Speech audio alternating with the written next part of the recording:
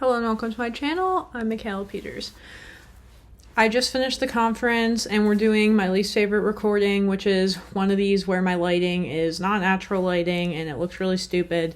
And I'm sure I'm going to get a lot of comments where it's like, Michaela, why are you wearing such bright makeup? It looks terrible. And you know what? That's fine. I don't care. Because sometimes I feel like looking like this. I guess I'm going to do a little bit of a recap conference 2 kind of day.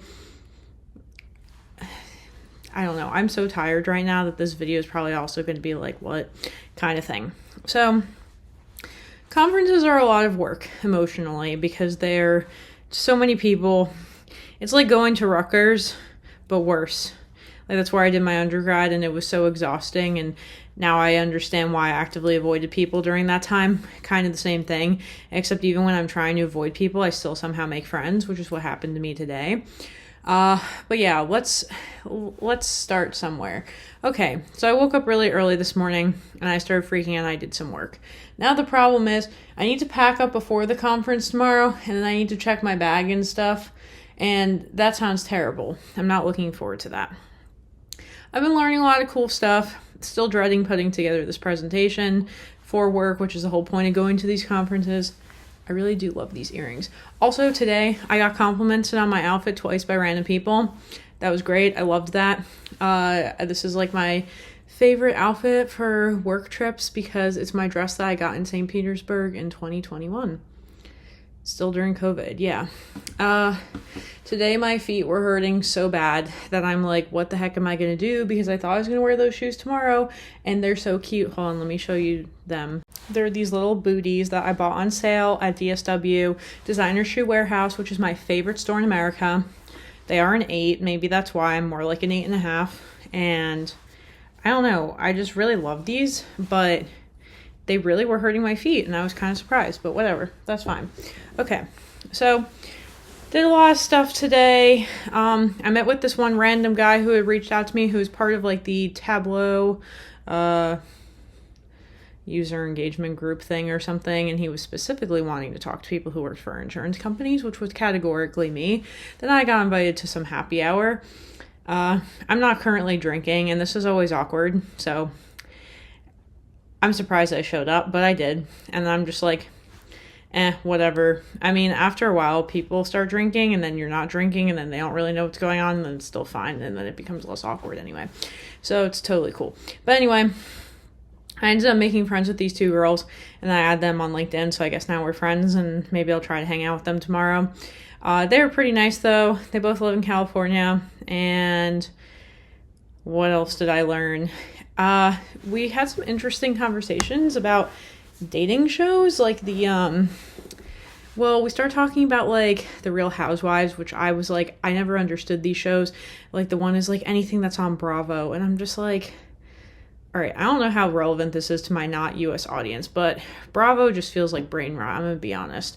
Because that's the kind of stuff my mom used to watch growing up, and I would walk into the room where the TV was, and I'd be like, the living room, and I'd be like, I literally feel like I'm losing brain cells just listening to these people talk.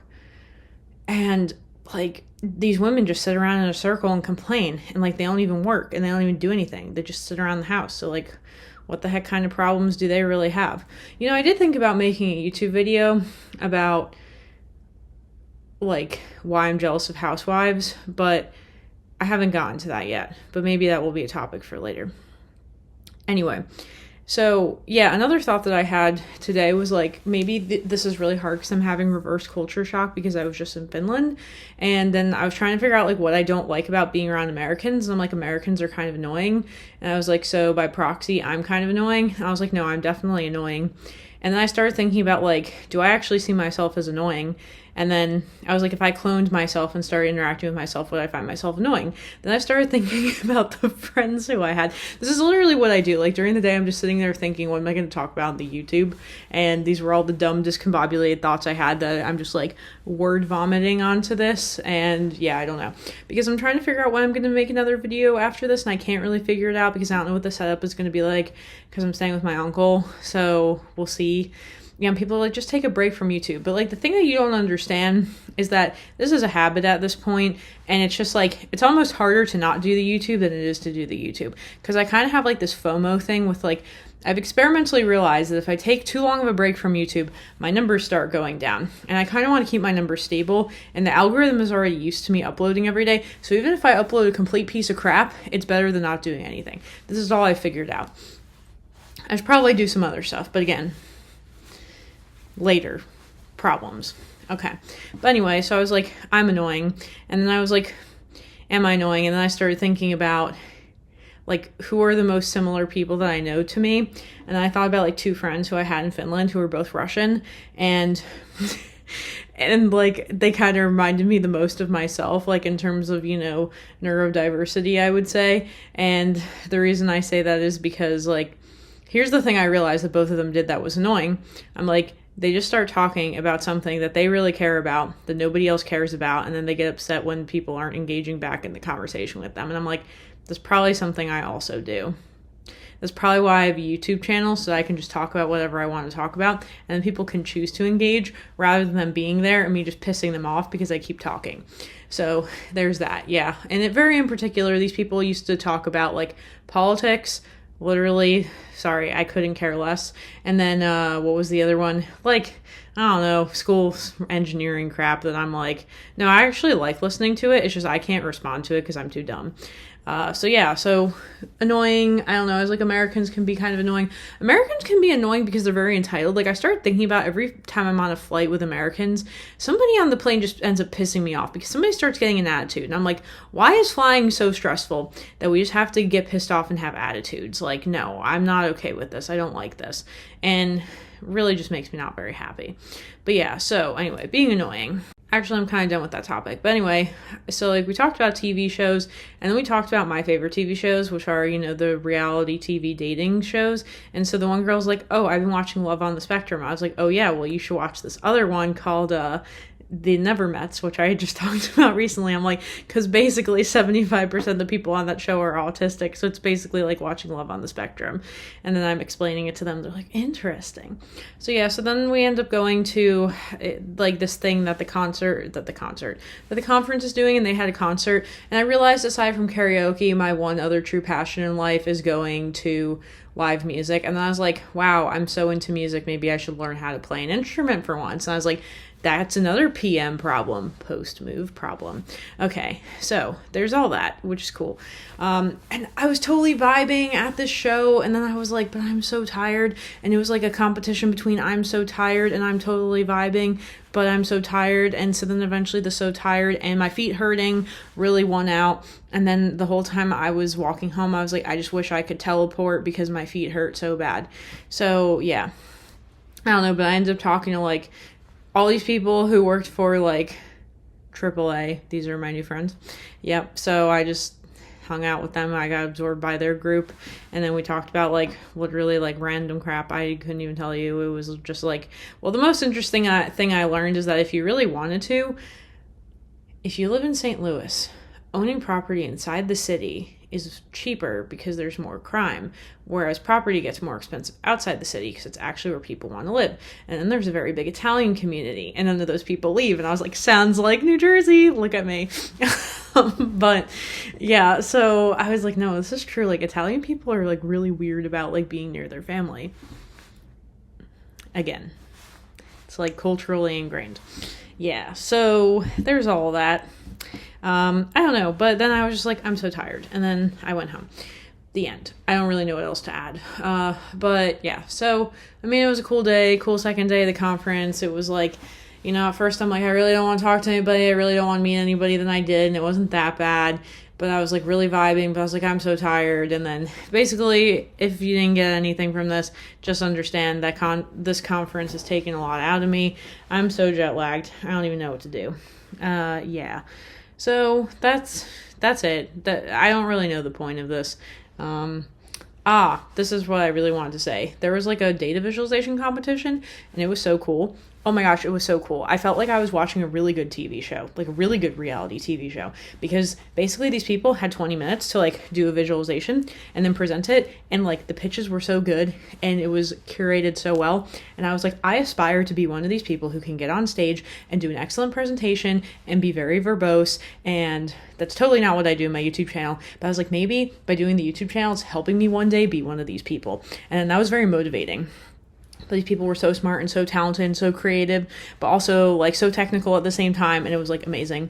And then the judges also said things like, it felt like I was watching almost like, you know what it made me feel like? It made me feel like I was watching stand-up comedy that had been done a bunch of times. So I was like, maybe they did rehearse in preparation for this. I couldn't really figure it out, like how much of it was like natural versus how much spontaneous, extemporaneous, versus like actually planned. And I think that's kind of what I started thinking about, like for myself and for my channel, because, you know, I don't like rehearse these at all. I rehearse them sometimes when I'm like driving or walking or just like random thinking during the day. And then I'm like, I'm going to talk about this on the YouTube. And then that's kind of it. But, you know, it's like, it makes me think about like, why do I do YouTube? And really a lot of it is like, I guess I get something out of it somehow, but really I think the public speaking aspect and getting comfortable speaking in front of audiences, because it is really awkward at the beginning when you're recording and you're like, oh, I'm putting this out there and people are going to watch it and it's weird. And now I'm just kind of like, yeah, whatever. If people want to watch it, they will. If they don't, whatever. So like, I think like when I go to these conferences, I really start to have a goal of like, I want to be one of these people who becomes really good at public speaking. I think because I was always really afraid of it when I was young. So it feels like an accomplishment to kind of get over it. So that's cool. Yeah, I don't really know what else to add, but that was super inspirational and like, I don't know, it was just like amazing.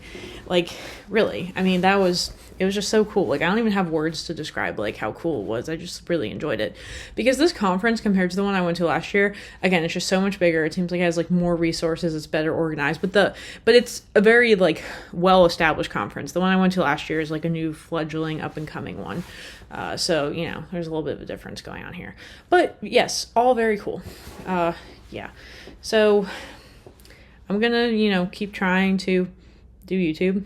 The other thing I was thinking about that's really cool about like, you know, really why I do YouTube. So like I usually do the English ones to get comfortable speaking because, you know, I don't have to think about English, but with the Russian ones, it's really amazing because again, it's like, I do not do anything to support my Russian besides this channel almost exclusively. Like I don't really read in Russian. I watch casually now, like a TV show in Russian.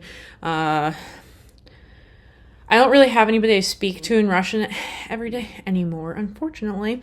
I did before. And then, actually, that's not true. It's more like I have Russian people, but I don't speak with them in Russian every day, but sometimes we do. But yeah, but now I'm super bad at like talking to anybody every day, so it's whatever. But yeah, I'd say like I was thinking about, you know, I've had this channel now for like less than a year. June 20th is going to be the anniversary. April, May, June April, May, June, 2 months away. Wow, amazing. 10 months of this nonsense. And 10K, 10 months. There you go. 1K per month. No, that's not really how that happened, but it doesn't matter. And okay, where was I going with this? Hold on. I just think the really amazing thing about this channel is it makes me do Russian every day. I'm speaking in Russian every day. I'm getting Russian comments. I'm reading them. Like, it's like constant practice in a very engaging way, even though like, you know, it is very superficial and stuff, but I think the thing that's become so amazing is the speed at which I can now speak Russian has like marginally increased. Like I can even feel it when I'm speaking. And, you know, I've been speaking Russian for 10 years and it's like all of a sudden through the process of just speaking Russian every day on this channel, it like really took off. And so that's one of the things too. I was like, imagine me doing public speaking in Russian. And I was like, what if I like lived in Russia and then well, it's just not going to happen. Let's be clear on that. But I was like, what if I lived in Russia and then like there were these competition thingies in Russia and then I was speaking in Russian at these competition thingies, like as a non-native Russian speaker. And I was like, cool, whatever. That was just a random dumb thought. Okay. I don't know. This is like the most random video ever, but because I'm so tired. Can't control the stream of consciousness. But that's it. I really need to go to sleep because I'm so tired, as if I did not say that 500 times. Okay, that's it. So until next time. Bye.